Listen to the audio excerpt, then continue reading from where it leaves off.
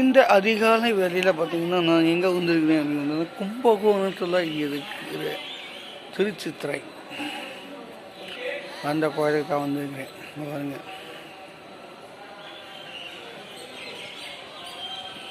இது சூடமேத்திரா இந்த கோயில். இந்த கோயில் எதுக்கு ஃபேமஸாக தெரியுமா?